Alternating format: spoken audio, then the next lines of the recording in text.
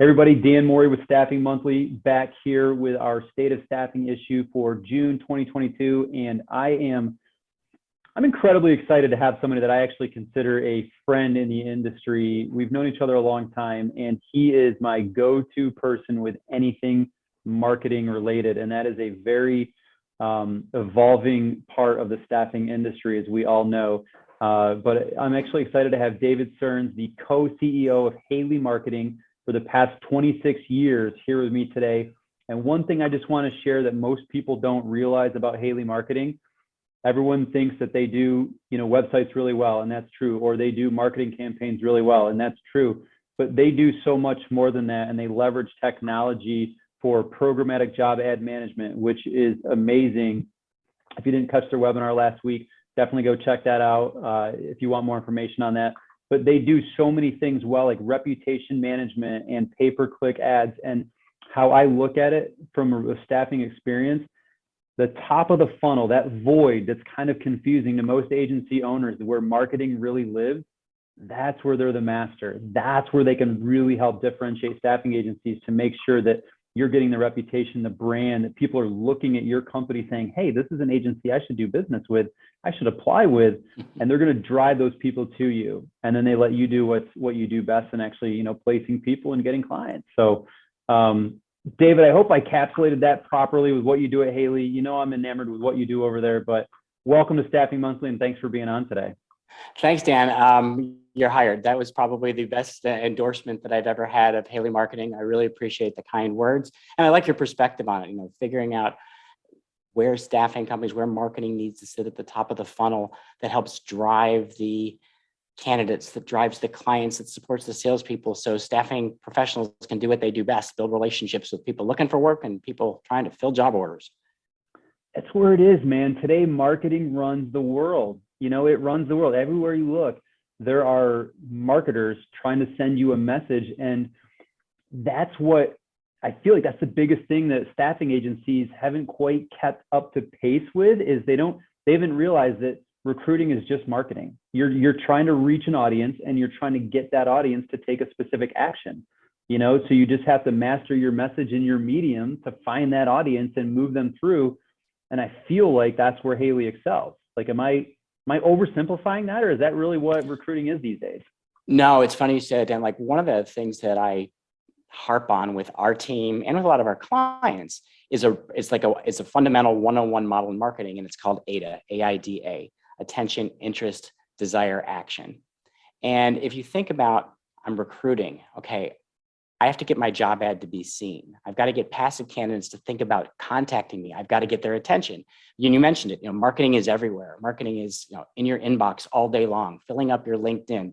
Every fourth post you see on Facebook is an ad. We're inundated with marketing. So the staffing companies, I agree with you that they're doing a lot of stuff, but not everybody's thinking strategically, how do I capture attention? But that's just step one. Then I got to get you interested. Why would you talk to me? If there's 100 staffing companies in the city I'm in, or if I'm a national company, I'm a recruiter trying to bring somebody in from across the nation or across the world, how do I get them interested in wanting to talk to me? And that immediately pivots to the desire that they really want to work with me. And it fits in recruitment marketing. It fits in supporting sales activities. That simple model is sort of the foundation of everything we've been doing for 26 and a half years. It's so smart. And the fact that you approached it like that with AIDA, I love that. One thing that I've always taught in the sales side of my coaching with business development is there's this psychological process that all human beings go through when they're trying to evaluate if they should engage with something or not. And, there's two methodologies that I've seen that I've gravitated towards, but one is interrupt, engage, educate, offer, right? And that's like, if you interrupt somebody, that's typically the foundation of most interrupt style marketing, then you have to engage them, right? What's your hook? What's your thing that's going to say, okay, this applies to me, and this is why I should pay attention a little bit longer, right? And then educate, tell them the content about why it's valuable for them. And if it's a job ad, you have to hit the key points that are going to be essential to your target candidate. But then you have to have a clear call to action, a clear offer, like, hey, if you feel like this is for you, apply here, and make it singular. Like, there's so many ways that people can connect with you that they convolute the CTA. And I like that ADA follows that approach because that's rooted in human psychology about how we engage with people, right? I mean, I think that's how you guys do it. You're preaching to the choir. I was at a conference. I'm a member of Entrepreneurs Organization, and I'm the incoming marketing communications chair for our local chapter. And so they have this amazing training that all the incoming board members get to go to. And one of the presenters talked about creating your signature presentation, and it's the same model. You know, I love the way he talked about it. He said, heart, head, hands, heart.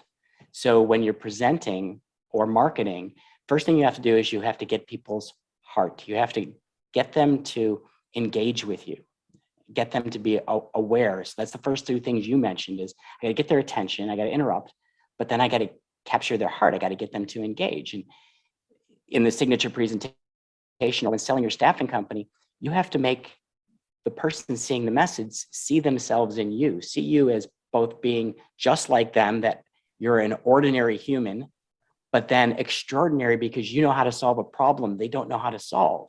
And you do that all in the first heart. The head is where you teach people something like, here's the things you need to learn. This is what content marketing is all about. I'm going to teach you a few things you need to learn to make your life better, but also I'm teaching you things you need to learn to become a customer of ours, to become a candidate I'm going to place, how to work with a staffing company, how a staffing company can help you hire.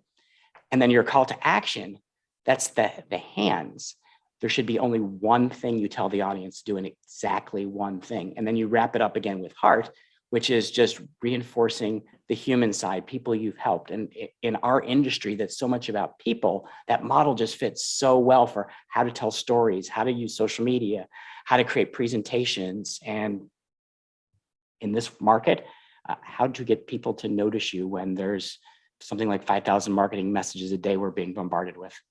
Yeah, it's noisy out there, and at no time ever in history has it been just so noisy within just the labor industry with how many opportunities people have. You know, we see it all the time where the market has shifted and you need to either shift with it or I guess reset your expectations of quality for your people out there. You know, and the one thing that I'm often telling companies and hiring managers is that, you know, this person, like, they're going to choose this opportunity because it's a good opportunity, and it has to be super easy to get for them because of really the convenience microwave society, the Amazon, you know, effect that's happening, where if it becomes hard to get the job, there are a litany of other opportunities out there for them, and a lot of times they might be easier and or better. So we've got to be very thoughtful about how we leverage technology alongside the human element of the process. So I love that. I love that heart, head, hands, heart. I think that makes a ton of sense. So I got to say, there's something that, you know, I've watched a lot of your webinars. I've watched a lot of where you guest speak and heard you on, you know, podcasts, things like that. Like I hear you, right? And you are always pegged as the marketing guy, right? And which makes sense. I get it. I hope so. That's a reputation I've wanted to have. And you've nailed it. You've nailed it. But obviously I know you're going to present everything through the lens of marketing, but really what I want your perspective today as the executive, like you've been a co-CEO of a very successful company in the staffing industry for a long time. Not that long, my friend, you're still young, but you've been doing this for a while, and you've not only have been in that role, you have counseled and engaged at a very amazing level with thousands of staffing agencies out there. So from that executive perspective, that's really where I want you to meet our audience today, is providing that executive oversight. And the first thing I want you to kind of share is just, what is your main observation for how this industry has shifted because of the COVID pandemic? Like, what has really fundamentally changed and isn't going back? So it's a great question. And, you know, it's not hard to see what's fundamentally changed. It's the digital transformation, which, you know, the plain English is, how are we taking the staffing business of the past that was all about people face-to-face selling, face-to-face recruiting. Every interview was done in your office across the desk. And in today's world, I mean, COVID forced us to be remote, but the lasting side of that is now people want a service experience. You mentioned earlier, it's friction-free. It's got to be super easy for both the employer and the candidate. And so if you're an owner of a staffing company, you have to be looking at two sides of that coin. Number one is, what technologies do I need to implement into my organization to provide that experience? What technologies do I have to give to my salespeople and my recruiters so they can deliver that experience? But then the flip side is, how do I continue to win the battle when everybody's adapting those technologies? And how do I avoid becoming further commoditized by technology? And now the advantage goes to the person with the deepest technology budget. That's a challenge. And as an executive, like, how do you balance that? I have to first learn the technologies and put them into play. And then second, figure out how to play with them to create my own unique space in the industry. So what do you suggest? So I agree. I see it the same way. I feel like there's a great risk for staffing agencies to go too far with implementing technology. And the trade-off is you lose that human element and you lose those key touch points to build relationship. But how do we solve that? Like, you've been doing this a long time. Like, how do we solve that? So my 2 cents on it is, we hear a lot about candidate journey, but I like to think process map. So Speaking my Dan, I'll language. tell you, I had an experience with a client of ours, and this is probably 10, 12 years ago. I'm at one of their national conferences. I'm in front of a group of about 100, 120 people. And I asked them to walk me through what a candidate goes through to get a job. And I'm sitting there with a flipboard and a marker. And I said, as you guys tell me what a candidate does, I'm just going to document it. And we're going to live process map what a candidate has to do to get employed by your organization. And so they're throwing things out, and I'm writing down the steps, and I flip the page, and I'm writing down the steps, and I flip the page. And like, I'm filling up the third sheet of paper, and people are starting to chuckle. Like, oh my gosh, look at all this stuff. Boy, look at this process. And then someone in the room stands up and goes, why are we laughing? We place light industrial candidates. Look what we make a person do to get a minimum wage job. How will we survive if we don't rethink that process? And that was the light bulb for the whole audience, which went, we need to start with, what is the process that works for us, that works for the candidate, that works for our client? It's got to pass that 3-way test, because if it fails for anybody, either not going to get the candidates, you're not going to have a level of quality you want. It's going to be onerous on your recruiters, but it's got to work for everybody. So that's where I would start, is trying to identify, what's the ideal process look like? And technology, to me, it's like having a hammer. If I want to put a nail into a wall, I need a hammer. If I'm trying to put a screw into a wall, I need a screwdriver. So I need to figure out the technology that best fits the process I'm trying to create. I love it, man. I have been preaching that one for years, is that if you want to really build a successful staffing agency, you need a process flow. You need to map out the entire step that goes through there. And then I always look at this, like, the single line in the middle is your process. That's the process of your company. And then the human process is right underneath it. Who are the human beings that have to be there, and what do they need to do each step of the way? And then you look for the opportunities to overlay technology above that process. You can see how everything intersects. And then you can clearly see, hey, am I putting technology in part of the process that would rob me of an amazing human interaction to build relationship with my candidates? Or am I putting it in a place that's more appropriate, where it's just going to be a mundane transactional piece of the process for the recruiter that's best used for technology to allow the recruiter to give them more time on the more meaningful part of the process? So I love the process mapped approach. I think it's great. And I love that visual. Like, I am going to do that. Like, I've got so many executive meetings coming up with companies. It's like, I'm going to take them through it, because sometimes it's just like laws in our country. Actually, it's just like, you add a new one and you add a new one and you add a new one. It's just like you add a new part of the process. You don't think about how they're going to just intertangle and make a very messy plate of spaghetti that a candidate has to navigate their way through just to get, a fairly entry level or junior job for most staffing agencies. So I love that. And Dan, I think this can be overwhelming. Like, I'm in the same boat as most staffing company owners, where we implemented marketing automation in our own company. We've been using like very rudimentary automation for probably 8 or 10 years.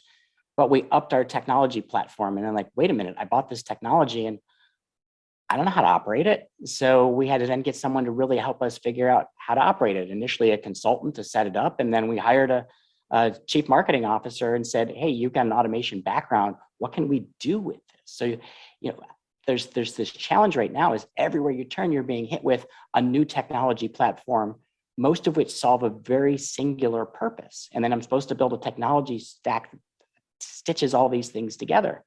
Yeah. If the technology is supporting the process, it works.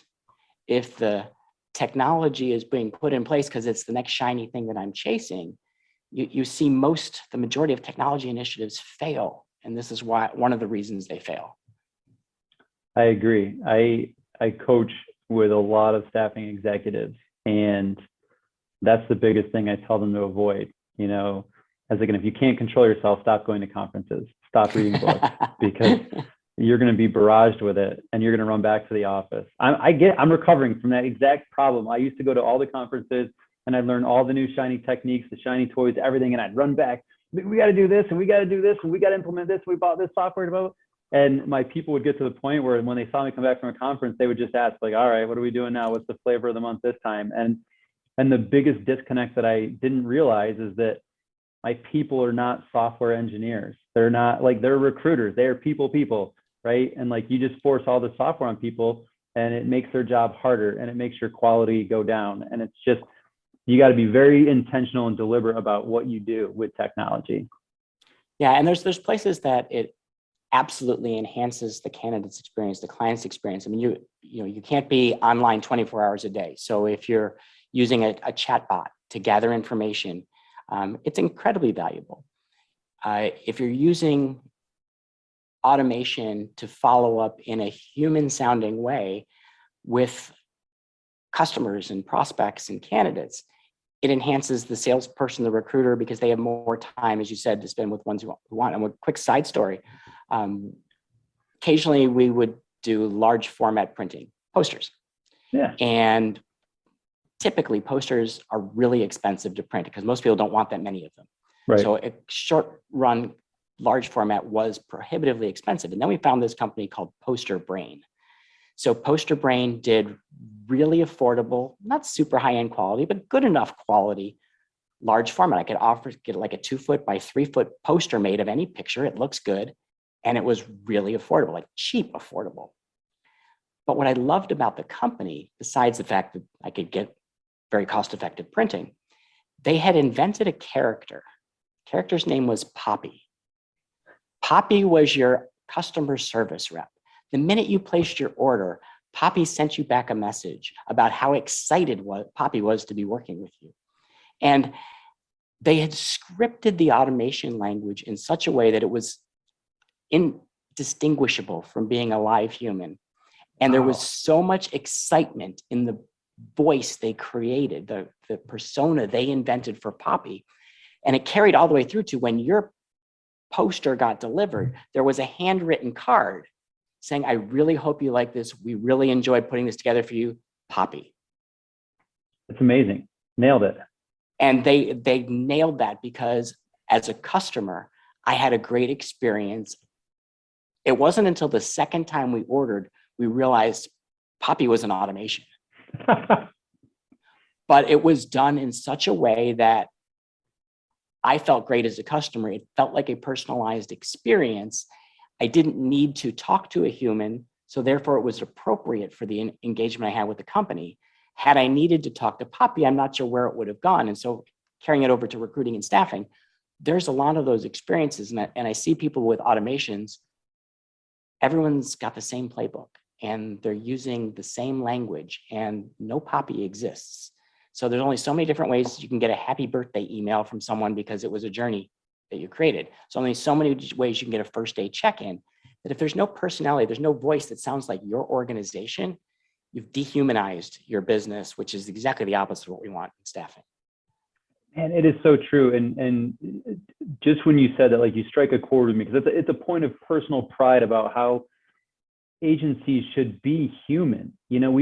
Everyone out there, like, I don't know if you've heard the same thing too, but in my world, focusing on coaching on business development and agency growth, I hear how people combat commoditization. They're like, oh, clients don't care, and they just commoditize us and they put us against each other. And it's like, that's true, that happens, But when we start to dehumanize our own agency in favor of technology and let that the creative methodologies that we had that we used to bring to it, when we let that go and we forego the human interaction for eking out the nth percentile of efficiency, like we're commoditizing ourselves, and it's a zero-sum game. And do you remember back in the day? You probably remember this. Remember back in the day when like you had to do job ads in the paper and you could get creative with it, and then like the job boards came out and it was form filled and it killed it.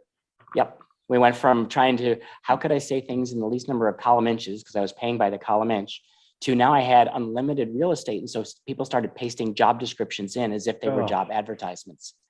And to this day, the majority of jobs posted in the staffing industry are not well written, because either it's just too much, here's what we need, and not enough of, here's what's in it for you, why you should be interested. And very, very few ads really just open with, job posts open with the, here's all the reasons you're going to love working for us.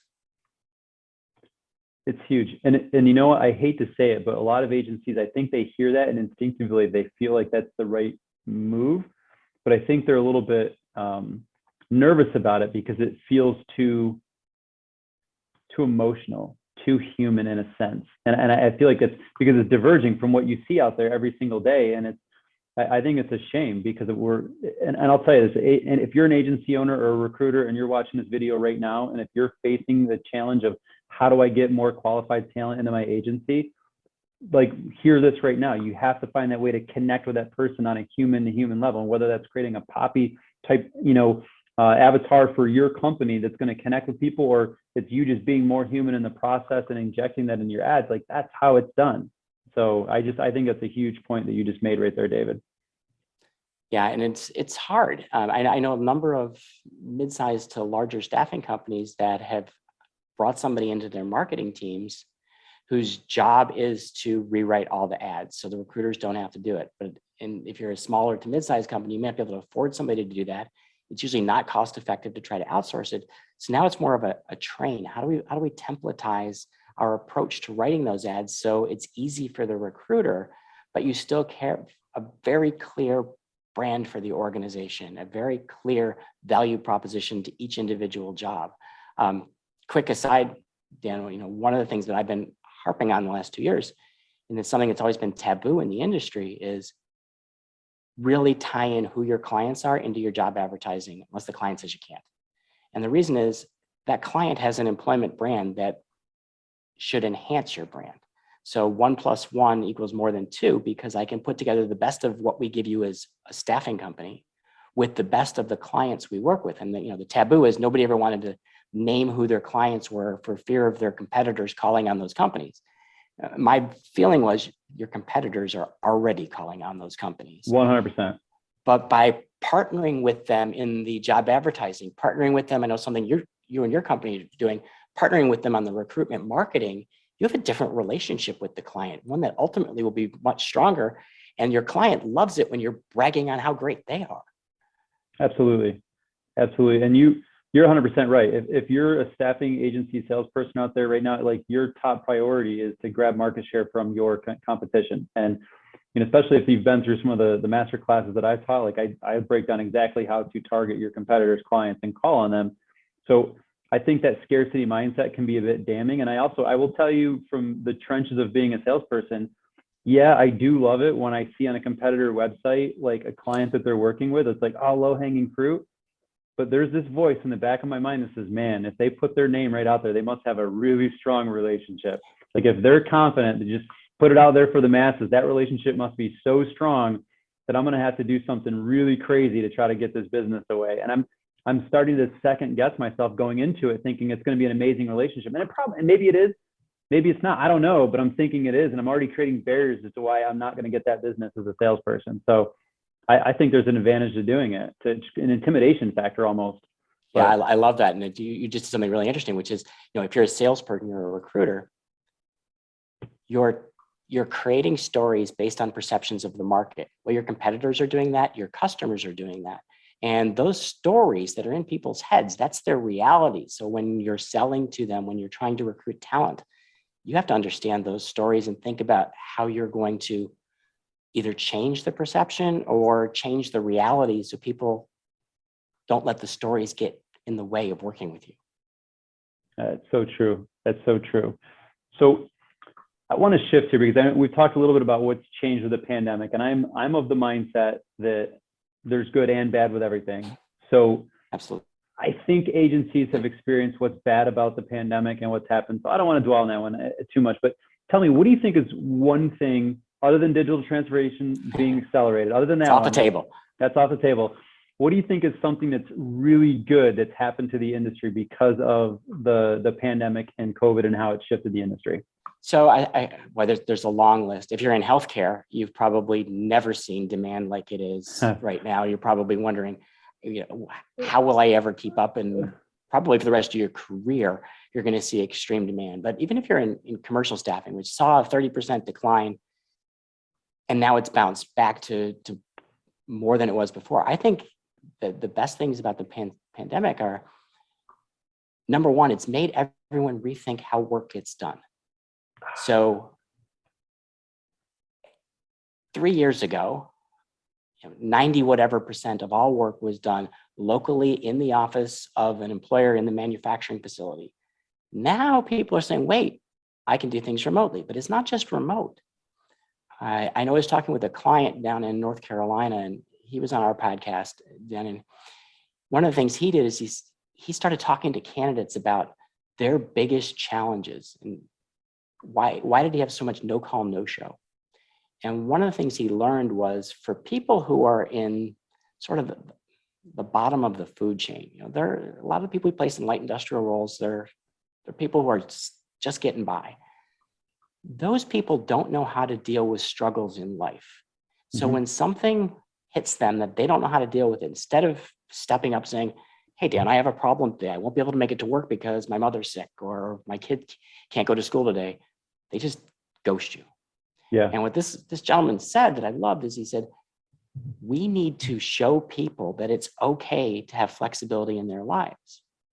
And what he did is he went to his workers and said, look, if we could guarantee you certain shifts every week, certain days, even half days, could you commit as long as you could give us the schedule a week or two in advance? And his workers were excited about that. It's like, absolutely. If I know when I can work, I can commit to it. Then he went to his clients and said, look, I have a workforce, not all available 9 to 5, 40 hours a week. I've got some people available mornings, some people available second shifts, some people available for half days.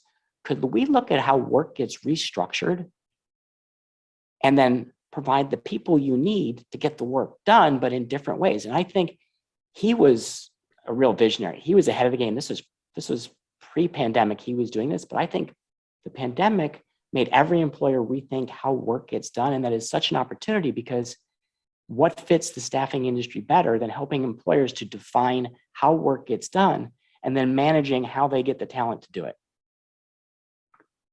That's profound. I think that's spot on. One of the things that I was actually just speaking on is how you always hear about the Great Resignation, and people are wondering, like, where are the workers? Like, if unemployment is so low and there's so many jobs available, like where did these people go, right? Like, that's the question. And everyone's like, oh, I know for a little while they're claiming about government subsidies but that's not it. There's literally an entire subset of the entire workforce that just populated the gig economy.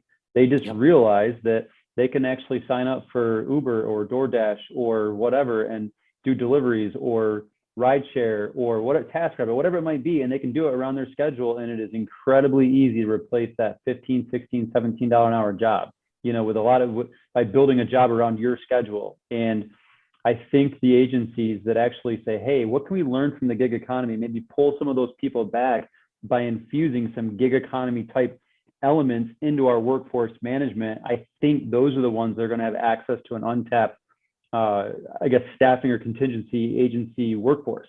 So I think what you just said is kind of a precursor for that movement that's, I think is on its way for us.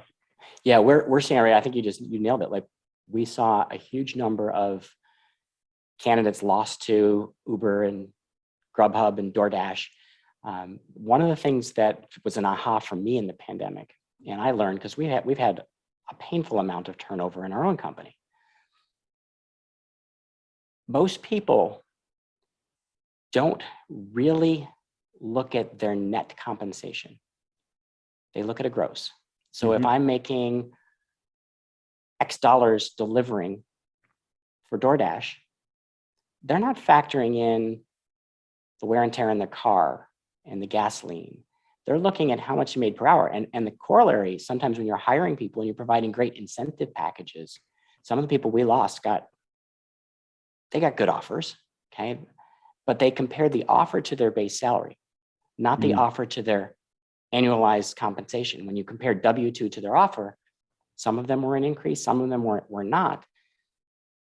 But compared to the base, it looks like a huge differential. And I think most people aren't analyzing their pay. And for the temporary worker, you're exactly right. We have to look at how do we win the people back from the gig economy. Now, gas prices have right now been a huge help.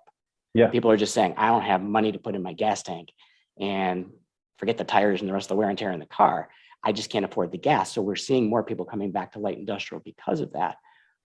But we have to really help people to understand what they're taking home. And very often how the staffing company job is a much better opportunity than the gig job. That's so true. And I think that often gets missed, especially if you're a production type agency and you're making a ton of placements, especially in the LI field, you definitely get lost. You're not wanting to explain a compensation package, especially if you're an agency that maybe doesn't have a lot of perks that go with it. But if you're looking just for internal hires, which is also an important piece to most staffing owners right now, is building out strong teams that stay, because we lost some people. You train them up, you have good employees, they're going to get recruited, and you can do nothing but applaud when they get a better opportunity. You can cheer them on. But what we do is we basically do that part of the review. We show them, this is what you made. But there's something that I actually learned a long time ago, that a lot of times HR speak is a different type of language. And when you're explaining like health insurance or PTO or any of those like paid holidays, you basically just say it matter of fact, like transactional, like, hey, we've got great health insurance and it's either high deductible and this is what your deductible is, or it's copay, or you say it very transactionally, right? But if you actually, that's not how people use health insurance. And PTO, it's not how or why people take days off. If you explain to people the true benefit that they're getting out of that perk, it's like, hey, this insurance that we offer, it's incredibly affordable. We found the most affordable option that we could, so you can take home as much money as possible. But when you go to the hospital, it's going to cover this, this, or this. So you're protected in these instances. And you basically relate it to the situation that they might actually find themselves in when they need to use insurance, or when it comes to PTO, say, hey, we know life is crazy. You're going to have, your car goes down, you got to take it in the shop, or a kid gets sick, or a relative needs to be taken care of. Like, you're going to have to take some time off. We have this, nice package of days in here for you to be able to do that. And it's perfectly okay to let us know when that needs to happen, and holidays. We know that you want to celebrate these holidays with your family. We've got opportunities where if you've got to go travel to be with family around your holidays, you can package in some of your PTO, and you're like it just is marketing, right? You're just getting the message that actually matters to the person. And I'm still telling them about PTO. I'm telling them about health insurance. I'm just telling them in a way that more aligns with how they're actually going to use it, to where they'll connect the value. And then you show them, like, this all in is really what you're earning. It's not just that dollar per hour or that salary per year. And you start to really illustrate the value. And I think that connects with people and makes them second guess offers that they might get, or at least use yours as a true benchmark a bit against people that might be trying to recruit them away. Yeah, you said think like an executive, not like a marketer, but I can't help myself. I know. So one of the things you talked about is value proposition. And very often we think about benefits we provide to people. I don't mean healthcare benefits. I mean like the benefits of our services. But we really have to translate those benefits or those key differentiators into what's the value to the audience. And it can be very different for each person you're talking to. And this is where individual recruiters, individual salespeople doing their job, how do I figure out the benefits we provide and how it's a value for each one of our customers? Because you might value PTO, I might value just salary, but we could see the same job completely differently because of that. That's right. And that's really why one of the best questions that you can ask at the beginning of any relationship is, what do you need to get out of this? And then whatever they say, they might say, I need a job with work-life balance, or they might say, I need a job that challenges me, or I need a job that, is going to understand that I need flexibility, or I want something that has PTO. Like whatever they say is going to be one of their top priorities in their mindset. And that will help you explain the job in a way that's going to relate to that answer. But if someone says, hey, I need a lot of PTO, you don't want to go all in on, pitching the health benefits. You're going to miss them, Yep. So I think that's just a great opening question for really any conversation where you want to transact with somebody in a meaningful way. Well, particularly if you're placing professionals, and I have to really think about what's going to matter. Some people are in it because of what they're going to learn. Some people are in it because of they can make so much more compensation. Some people are in it because they need the benefits for themselves or their families. And so I totally agree with you, Dan, is you need to know at the level of the individual candidate, what am I providing that matters to you? Yeah, I agree. And again, like we said, it's value proposition, it's marketing, it's what runs the world. So with that, let me ask you this. So you already put your marketing hat back on, which is good, because this is what I want. Imagine, if you will, that there's a staffing owner or executive of an agency watching this video right now, and you can talk directly to them and give them the best advice to help guide them with their agency through the next 12 months to be prosperous. What do you tell them? Well, I think, just in the next 12 months, it's going to be, who's the talent pool that I serve and what can I do to serve them better? Because I don't see the recruiting challenges going away. I'm sure you see the same things. Lots of people forecasting a recession possibly as early as late 2022 or 2023, and some people saying it's not going to happen at all. But we're at 3.6% unemployment, and there's no question that the companies that can find and better serve the market, and I don't just mean the people who are on Indeed looking for jobs, but particularly the Great Resignation people. I saw a stat yesterday that 70% of people, I don't know where they get these stats, but 70% of people are looking for new opportunities. Okay, let's assume that that's even half true. Well, that's tens of millions of people who are open to new opportunities, but the majority of them are not surfing Indeed looking for your job opening. So where can I find them? How can I get their attention? How do I apply that ADA model from the beginning? Then I want to go a little further in the future. I think going beyond this year, there's going to be some staffing companies, particularly the large guys, who build really good Uber-like, and they've already built them, experiences for the temporary worker. How are you going to play in that world? Are you going to have your own app? I've seen a lot of presentations about how every company needs to have an app. And I think from a delivering service, that's probably true. Whether or not the app is a platform like an Uber is, to me, really debatable. Right. But I think every company needs to think about, if these big staffing companies are going to take away the most commoditized business and Uberize it, what's left for me? Where are we going to play 2 years from now and 3 years from now? Who's going to be the customer that cares? If you ever read the book, Who Moved My Cheese? This is one of those times in our careers where the industry is fundamentally changing. The cheese is moving. Some of it may stay where it was, but all of it's going to get divided and go to new places. And I think we all need to figure out how we're going to play, because we can't all win the app as a platform game. That's going to be a limited number of winners.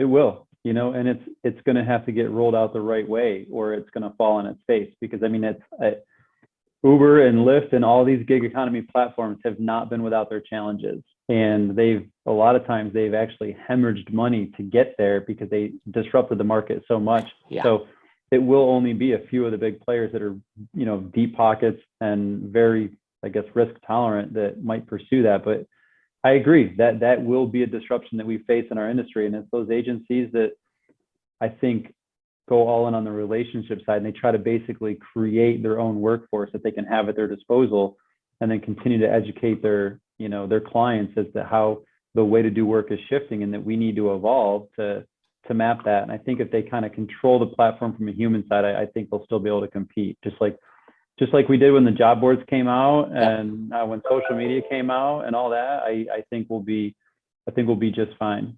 So yeah, and if the problem you solve is just providing labor by the hour, you may be in trouble a few years from now. But if you are really good at solving different kinds of problems that relate to how companies get work done, I don't think you're going to be displaced by an app.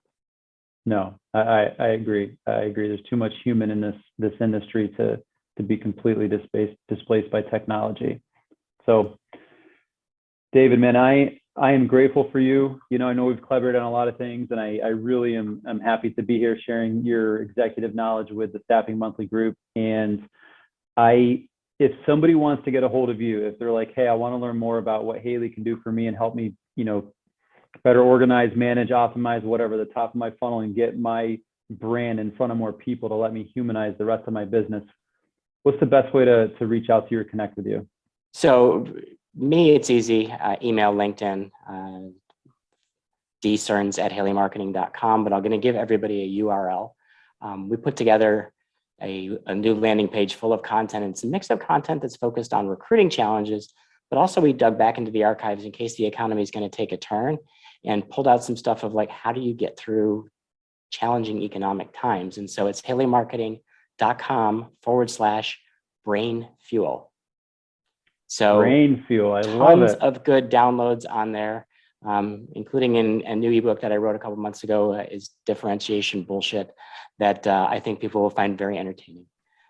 I love it. I love it. And we'll just get that link right here on the page so people can just click it and go check that stuff out, because you guys do the best content. I always am always amazed at how forward thinking you are, yet how on point you are with where the industry is. So I'm grateful, man. Thanks for being here today and sharing with the audience. And I hope you have an amazing, amazing rest of your day. Thanks, Dan. Absolutely. My pleasure. Enjoyed it. Thanks.